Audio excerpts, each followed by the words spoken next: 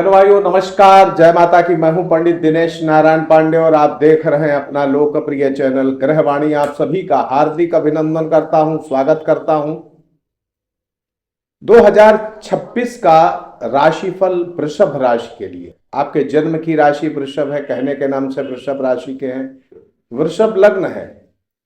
तो इस वीडियो में सभी विषयों पर चर्चा होगी। नौकरी पर, व्यापार पर, व्यक्तित्व पर, आर्थिक व्यवस्थाओं पर, प्रेम संबंधों पर, शिक्षा पर, दाम्पत्य जीवन पर, नौकरी पर, कैरियर पर, सभी विषयों पर चर्चा होगी। साथ में महीने दर महीने, हर महीने का एक सारांश कैसा रहने वाला है, आपकी आर्थिक व्यवस्थाएं, अन्य व्यवस्थाएं कैसी रहने वाली हैं, उन पर चर्चा होगी। खास उपाय बताए जाएंगे, सुझाव बताए जाएंगे। राहु, केतु, शनि और गुरु, ये चार ग्रह पूरे वर्ष में मुख्य ग्रह होते हैं, क्योंकि इनका जो गोचर होता है वो लंबे समय तक रहता है। तो विशेष रूप से राहु, केतु, शनि और गुरु, इनकी चर्चा होने वाली है। गुरु नैसर्गिक रूप से आपके बैंक बैलेंस के स्वामी होते हैं, आपके पारिवारिक सुख के स्वामी होते हैं, आपकी सेविंग के स्वामी होते हैं, आपके संतानों के स्वामी होते हैं, प्रेम संबंधों के स्वामी होते हैं, आपकी शिक्षा के स्वामी होते हैं, आपकी तरक्की के स्वामी होते हैं, आपकी अर्निंग के स्वामी होते हैं, आपके धर्म कर्म के स्वामी होते हैं। तो देवगुरु बृहस्पति आपके जीवन में काफी इन्वॉल्व रहते हैं। इसी तरह से शनि आपके कर्म के देवता हैं, कर्म से मिलने वाले फल के देवता हैं, आपके जीवन में आने वाली विपत्तियों के देवता हैं, परेशानियों के देवता हैं। राहु सडन आकस्मिक रूप से मिलने वाले फायदे या नुकसान के देवता हैं। अप्रत्याशित रूप से जीवन में कुछ भी घटित होता है वो तो राहु के माध्यम से ही घटित होता है। केतु आपकी सफलता का झंडा गाड़ने वाले देवता हैं, ध्वज कहा जाता है इनको। यानी जहां पर केतु रहते हैं वहां से जुड़ी काफी उपलब्धियां मिल सकती हैं, अगर केतु आपके लिए पॉजिटिव स्थिति में है। मुख्य रूप से प्रभाव आपकी जन्म कुंडली में चल रही दशाओं और अंतर दशाओं का भी पड़ता है। यानी ग्रह गोचरीय व्यवस्थाएं कैसी भी हों, अच्छी हों या बुरी, डिपेंड करती हैं आपकी जन्म कुंडली में चल रही दशाओं अंतर दशाओं पर। 2026 को देखा जाए तो 2026 की चर्चा राहु केतु शनि की करेंगे, लेकिन सबसे पहले आपकी राशि की कुछ खासियतें हैं, उनको भी आपको समझना बहुत जरूरी है। कोशिश है हमारी कि इस वीडियो में अधिक से अधिक उपयोगी जानकारी आप तक पहुंचाएं। अब कितना हम सफल होते हैं ये आप देख करके मुझे बताएंगे। घर परिवार कुटुंब समाज की पूरी जिम्मेदारी आप निभाते हैं, जो भी वृषभ राशि के व्यक्ति होते हैं। अपनी जिम्मेदारियों से बिल्कुल भागते नहीं हैं, अपनी जिम्मेदारियों का वहन करते हैं, निर्वाह करते हैं। सहनशील स्वभाव होता है, मिलजुल कर काम करना आपको पसंद आता है। अनावश्यक कोई आपसे छेड़छाड़ करे ये आपको पसंद नहीं होता है। वहीं पर आपके लिए सफलता का एक सूत्र बता दूं, जितनी आपकी मजबूत इच्छा शक्ति होगी उतनी ही जीवन में तरक्की कर पाएंगे। ये आप एक सूत्र वाक्य अपने जीवन में याद रखिए। जितनी आपकी इच्छा शक्ति मजबूत होगी जीवन में उतनी ही तरक्की करेंगे। आपको देखा जाए तो एक अच्छे कुशल वक्ता होते हैं, सामने वाले का मनोभाव बड़े अच्छे से पढ़ लेते हैं। यानी आप अच्छे फेस रीडर भी हो सकते हैं। सामने वाले के मन में क्या चल रहा है आप बहुत अच्छे से पकड़ लेते हैं, थोड़ा कंसंट्रेशन की जरूरत पड़ेगी। गंदी भाषा, गंदा मजाक आपको पसंद नहीं होता है। अपरिचित व्यक्ति से भी घुलना मिलना आप बड़ा आसानी से कर लेते हैं, जो दूसरे नहीं कर पाते। वृषभ राशि वाले व्यक्ति जितने भी होते हैं चतुर होते हैं, पवित्र आत्मा होते हैं, सुखी दाम्पत्य जीवन वाले होते हैं, आत्मविश्वासी होते हैं, सुगंध प्रेमी होते हैं, विलासी भी होते हैं। सजे धजे बने रहना आपका स्वभाव रहता है, अपने आप को मेंटेन रखना आपका स्वभाव होता है। कुशल गृहस्थ होते हैं आप। विशेष आकर्षण आपके आसपास का रहता है, आपका जो ओरा होता है बहुत आकर्षक होता है। आपका जो है प्रेम संबंध विशुद्ध आध्यात्मिक प्रेम संबंध होता है। विवाह के लिए और प्रेम के लिए आपकी जो भावनाएं हैं बड़ी पवित्र भावनाएं होती हैं। आपका मूल उद्देश्य रहता है संसार में आकर के सुखों की प्राप्ति करना और भोग साधनों की प्राप्ति करना, ये आपके जीवन का प्रायः उद्देश्य रहता है। भावुकता, महत्वाकांक्षाएं, ये दोनों आपकी बढ़ी हुई होती हैं। हृदय रोग वृषभ राशि वालों के लिए राजरोग होता है, यानी वृषभ राशि वाले अधिकांश लोगों को हृदय रोग की शिकायत देखी जाती है। इसके अलावा गुप्तेंद्रिय संबंधी बीमारियां भी कुछ लोगों को देखी जाती हैं। अब ऐसा नहीं है कि 100 में 100 लोगों को ऐसा ही होता हो, लेकिन ये एक एवरेज है जिसमें वृषभ राशि वालों को हृदय रोग की शिकायत रहती है। अनावश्यक शक्ति प्रदर्शन आपके स्वभाव में नहीं है, लेकिन अगर कोई अवसर हो या कोई आपके पीछे पड़ा हो तो आप अपना शक्ति प्रदर्शन करने से भी पीछे नहीं हटते हैं। निर्णय आपका बिल्कुल सटीक होता है और निर्णय जल्दी आप बदलते नहीं हैं। नए नए अनुसंधान आपकी आदत है, नए नए अनुसंधान करना ये आपकी हॉबी कह सकते हैं इसको। आलस्य आपकी बुराई है, आलस्य आपकी बुराई है, इसको आप अपने से अच्छे से समझ लें। पिता के रूप में बड़े संवेदनशील होते हैं। माता के रूप में देखा जाए तो आप अपने बच्चों को अपने हिसाब से संस्कार देना चाहती हैं और बच्चों के हिसाब से अपने आप को बदल भी लेती हैं। तो सफल और अच्छा इंसान बनाना चाहते हैं आप अपने बच्चों को, आप माता पिता के रूप में। रोगों से पीड़ा हो तो आप अपनी राशि का मंत्र ओम शुम शुक्राय नमः मंत्र का जप आपके लिए करना ठीक रहता है। घर में घी का दीपक जलाना आपको बहुत फायदा देता है। जीवन में किसी भी तरह की कोई नकारात्मकता हो, आर्थिक समस्या हो तो घर में आप सभी को घी का दीपक जरूर जलाना चाहिए। विशेष रूप से शाम के वक्त उत्साह भंग हो गया हो, अगर किसी काम में मन न लग रहा हो तो चांदी का कड़ा आपको पहनना चाहिए अपने दाहिने हाथ में, अगर आप पुरुष हैं। महिला है तो चांदी के कड़े में लाल रंग मतलब लाल कलर पेंट लगवा करके भी पहना जा सकता है। अब इस पूरे वर्ष को देखा जाए तो विभिन्न एंगल से पूरे वर्ष के महीने किस तरीके के रहने वाले हैं, ये विशेष आपके लिए महत्वपूर्ण है। देखिए, अगर स्वास्थ्य के लिए देखा जाए और सर्वांगीण उन्नति के लिए देखा जाए तो इस वर्ष 2026 के जनवरी, फरवरी, मई, जून, जुलाई, अगस्त, सितंबर, अक्टूबर, दिसंबर, यानी काफी महीने आपके अच्छे हैं। यानी इसको हम इस तरीके से कह सकते हैं कि 1, 2, 3, 4, 5, 6, 7, 8, 9, यानी 9 महीने सर्वश्रेष्ठ रिजल्ट देने वाले हैं। 3 महीने थोड़े से कम अच्छे हैं। कुल मिलाकर के ये वर्ष आपके लिए सर्वांगीण उन्नति के लिए ठीक रहने वाला है। आर्थिक मजबूती, और यहाँ मजबूती की बात कर रहे हैं विशेष मजबूती। सामान्य रूप से तो आर्थिक व्यवस्थाएं आपकी ठीक रहेंगी, लेकिन विशेष रूप से आर्थिक मजबूती के लिए जनवरी, मार्च, जून, अगस्त, सितंबर, नवंबर, यानी ये 6 महीने विशेष रूप से आर्थिक मजबूती आपके लिए ठीक रहेगी। यानी आर्थिक व्यवस्थाओं की दृष्टिकोण से भी 2026 का वर्ष आपके लिए अच्छा है। शिक्षा और प्रेम संबंध के लिए देखा जाए, संतान सुख के लिए देखा जाए तो 4 महीने विशेष रूप से अच्छे हैं।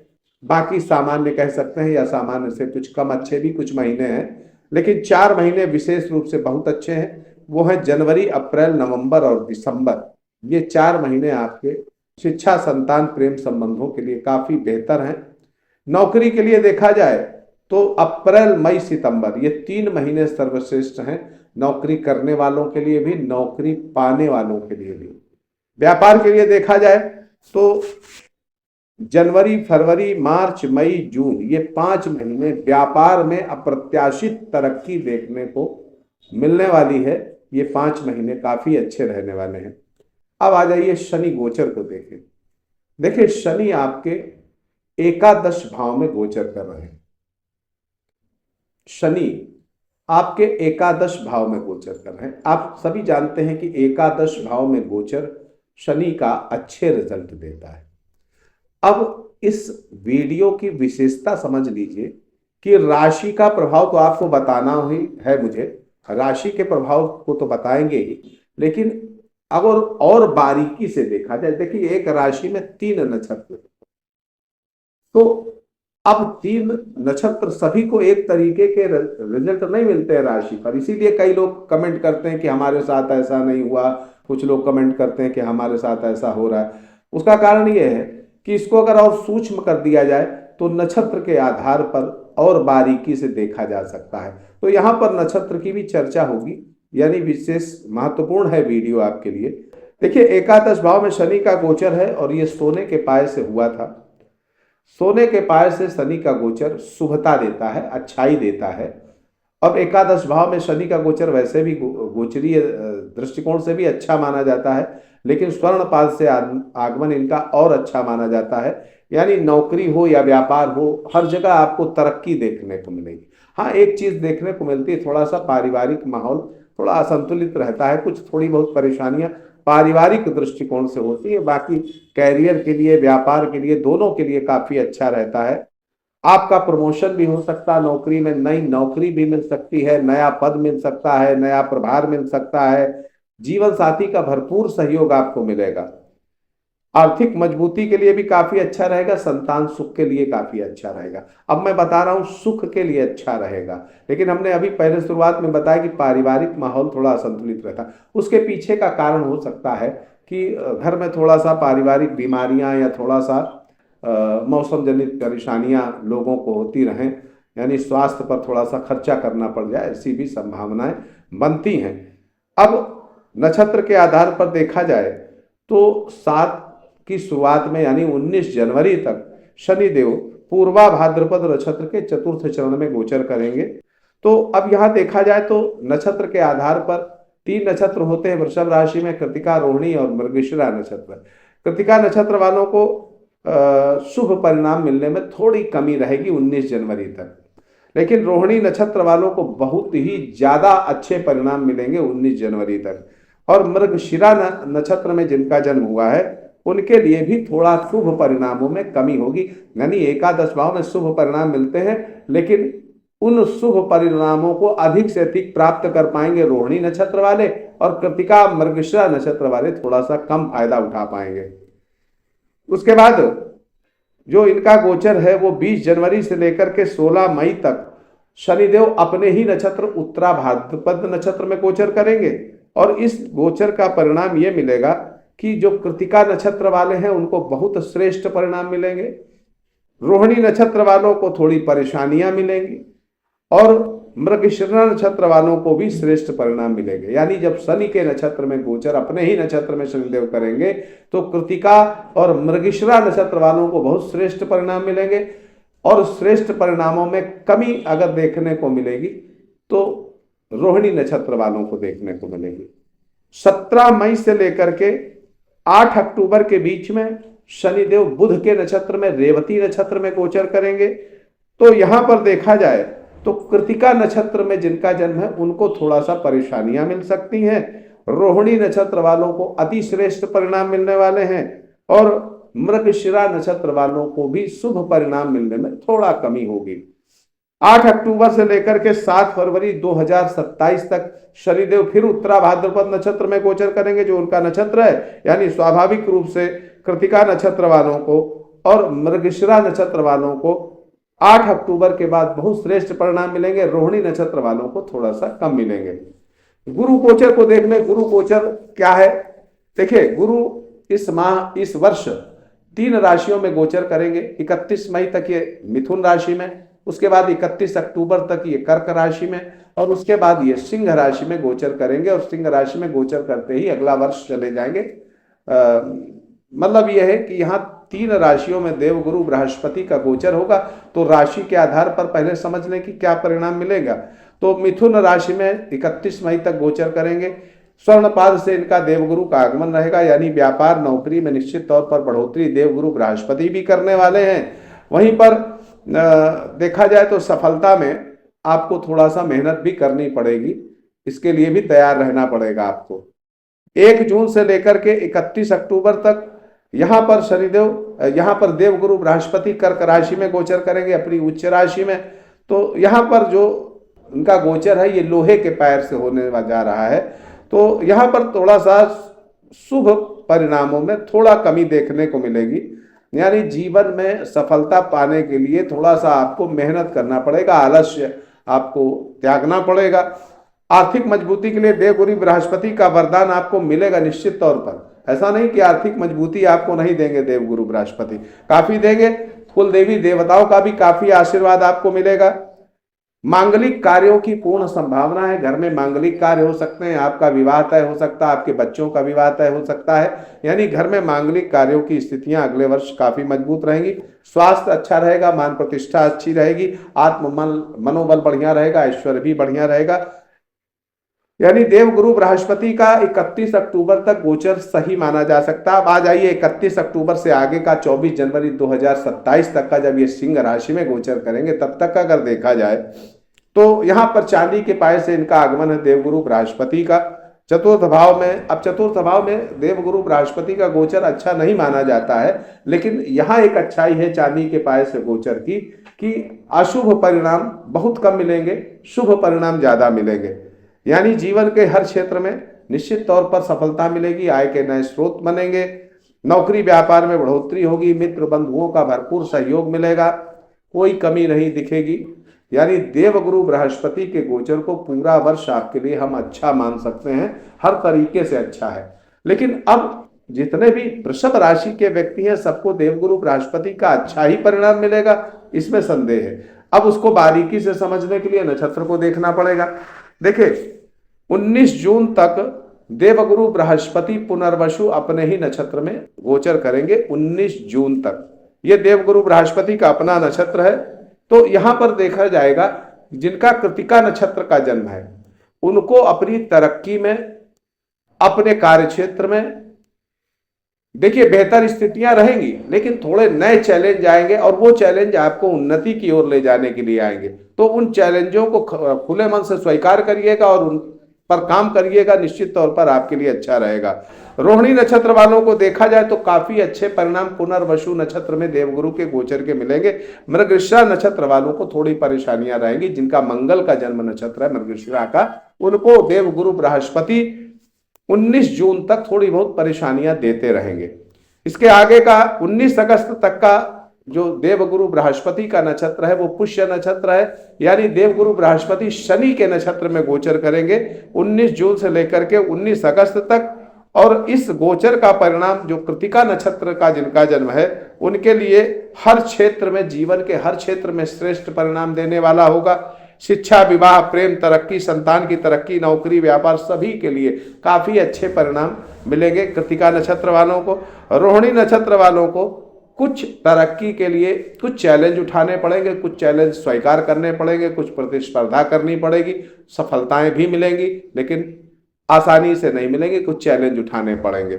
वहीं मृगशिरा नक्षत्र वालों को भी श्रेष्ठ परिणाम मिलेंगे। यानी शनि के गोचर के परिणाम कृतिका नक्षत्र वालों के लिए, मृगशिरा नक्षत्र वालों के लिए बेहतर हैं और थोड़ा सा चैलेंज होगा रोहिणी नक्षत्र वालों के लिए। उसके बाद 19 अगस्त से लेकर के 31 अक्टूबर तक का जो समय है, इसमें देवगुरु बृहस्पति अश्लेषा नक्षत्र में यानी बुध के नक्षत्र में गोचर करेंगे। तो ये नक्षत्र का गोचर कृतिका नक्षत्र वालों के लिए हम अच्छा नहीं कर सकते। यानी जिनका कृतिका नक्षत्र में जन्म हुआ है उनको 19 अगस्त से 31 अक्टूबर तक थोड़ी परेशानियां उनकी लाइफ में आ सकती हैं। लेकिन जिनका रोहिणी नक्षत्र का जन्म है उनको बेहतर परिणाम मिलेंगे। और मृगशिरा नक्षत्र वालों को भी कुछ चैलेंज उठाने पड़ेंगे। अशुभ उनके साथ नहीं होगा, लेकिन थोड़े से चैलेंज उठाने पड़ेंगे। 31 अक्टूबर से लेकर के वर्षांत तक देवगुरु बृहस्पति केतु के नक्षत्र में यानी मघा नक्षत्र में गोचर करेंगे। तो कृतिका नक्षत्र वालों को बहुत सुंदर परिणाम मिलेंगे, बहुत श्रेष्ठ परिणाम मिलेंगे। रोहिणी नक्षत्र वालों के लिए अच्छे परिणाम इस अवधि में नहीं रहेंगे। यानी 31 अक्टूबर से लेकर के वर्ष के अंत तक मृगशिरा नक्षत्र वालों को भी चैलेंज उठाने पड़ेंगे। अब आ जाइए राहु के गोचर को देखते हैं। राहु के गोचर को देखें तो राहु वर्ष के प्रारंभ से 9 दिसंबर तक अपनी ही राशि में, जैसे अभी चल रहे कुंभ राशि में, ऐसे ही गोचर करेंगे। 9 दिसंबर के बाद इनका गोचर बदलेगा, लेकिन यहां पर हम चर्चा केवल 9 दिसंबर तक ही करेंगे। नक्षत्र के आधार पर भी देखेंगे। देखिए रजत पाद से चांदी के पाए से राहु का गोचर है। जीवन में राहु हर तरीके की सफलता देने के लिए तैयार बैठे हैं। राहु आपकी राशि के लिए, वृषभ राशि के लिए अब की बार जो रिजल्ट देने वाले हैं वो काफी बेहतर देने वाले हैं, काफी अच्छे देने वाले हैं। तो यहाँ पर नौकरी व्यापार में निश्चित तौर पर बढ़ोतरी होगी, नए स्रोत आय के बनेंगे, जो भी काम आपके अधूरे पड़े हैं वो पूरा करेंगे। समसामयिक कार्यों में आपको सफलता मिलेगी। राजनीतिक हो क्षेत्र, चाहे सामाजिक क्षेत्र हो, चाहे जीवन का कोई भी क्षेत्र हो, हर जगह सफलता देने वाले राहु सिद्ध होंगे। राहु आपके लिए अच्छे हैं और विद्यार्थियों के लिए भी अच्छे हैं। सब तरह से राहु के अच्छे परिणाम देखने को मिलेंगे और अप्रत्याशित परिणाम देखने को मिलेंगे। अब नक्षत्र के आधार पर देखा जाए तो 2 अगस्त तक राहु गुरु के नक्षत्र में गोचर करेंगे। इसके बाद ये मंगल के धनिष्ठा नक्षत्र में गोचर करेंगे। देखिए, कृतिका नक्षत्र वालों के लिए चैलेंज मिलेगा शुरुआती समय पे। चंदन का टुकड़ा पहन लेना चाहिए और उसके बाद देखिए, यहां पर कृतिका नक्षत्र वालों के लिए मिश्रित परिणाम हम समझ सकते हैं। शुरुआत में थोड़े से चैलेंज भी उठाने पड़ेंगे, थोड़ी परेशानियां भी उठानी पड़ेंगी। कुल मिलाकर के कृतिका नक्षत्र वालों के लिए सामान्य रूप से अच्छे हैं और चंदन का टुकड़ा पहने तो बहुत अच्छे परिणाम मिलेंगे। रोहिणी नक्षत्र वालों के लिए बहुत अच्छे राहु परिणाम देने वाले हैं। इनकी फाइनेंशियल स्थिति को बहुत मजबूत करने वाले हैं राहु। मृगशिरा नक्षत्र जो मंगल का नक्षत्र है, इनके लिए राहु 2 अगस्त के बाद अच्छे नहीं रहेंगे। 2 अगस्त के बाद अच्छे नहीं रहेंगे, उसके पहले अच्छे हैं। तो यहां राहु को लिए लाल चंदन का टुकड़ा अगर गले में पहन पाए तो पहन लीजिएगा। केतु के गोचर को देखें तो केतु का गोचर सभी वृषभ राशि वालों के लिए बहुत अच्छा है। स्वास्थ्य का जरूर ध्यान रखना पड़ेगा, वाहन प्रयोग में सावधानी रखनी पड़ेगी। अब नक्षत्र के आधार पर देखा जाए तो 27 मार्च तक केतु पूर्वा फाल्गुनी नक्षत्र में गोचर करेंगे। तो ये नक्षत्र में गोचर कृतिका नक्षत्र वालों के लिए बहुत शुभ है और उसके बाद 5 दिसंबर तक ये केतु के नक्षत्र में गोचर करेंगे मघा में। तो यहां पर शुभ परिणाम कृतिका नक्षत्र वालों को मिलेंगे, यानी कृतिका नक्षत्र वालों को पूरे वर्ष केतु के अच्छे परिणाम मिलेंगे। रोहिणी नक्षत्र वालों को 27 मार्च तक बहुत श्रेष्ठ परिणाम मिलेंगे और उसके बाद थोड़ी परेशानियां रहेंगी। गणपति संकट नाशन स्तोत्र 27 मार्च के बाद आपको पढ़ना चाहिए केतु की पीड़ा का शमन करने के लिए। मृगशिरा नक्षत्र वालों को देखा जाए तो 27 मार्च तक थोड़ा सा चैलेंज उठाना पड़ रहा है, लेकिन उसके बाद का समय बहुत अच्छा है। देखिए, केतु आपकी प्रसिद्धि के सफलता के झंडे गाड़ता है। अब केतु थोड़ा जब डिस्टर्ब होता है तो क्या होता है कि कई दफे हमें अपेक्षित सफलता मिलने में थोड़ी परेशानी होती, कई दफे हमें यश नहीं मिलता है, हमें तारीफ नहीं मिलती है, हमें प्रशंसा नहीं मिलती है। गणपति के संकट नाशन गणेश स्तोत्र का पाठ जब भी आपका केतु खराब महसूस हो तो आपको करना चाहिए। वैसे इस साल रोहिणी कृतिका नक्षत्र वालों के लिए पूरे वर्ष केतु अच्छा है। रोहिणी नक्षत्र वालों के लिए 27 मार्च तक थोड़ा कम अच्छा है, उसके बाद अच्छा है। 27 मार्च तक अच्छा है, उसके बाद कम अच्छा है। मृगशिरा नक्षत्र वालों के लिए भी ऐसा ही है, 27 मार्च तक कम अच्छा है, उसके बाद अच्छा है। तो कुल मिलाकर के आपको गणपति के स्तोत्र का पाठ करना है। आप सुखी रहे, समृद्ध रहे, इसी मंगलमयी कामना के साथ मैं पंडित दिनेश नारायण पांडे आपसे विदा लेता हूं। प्रेम से बोलिए जय माता।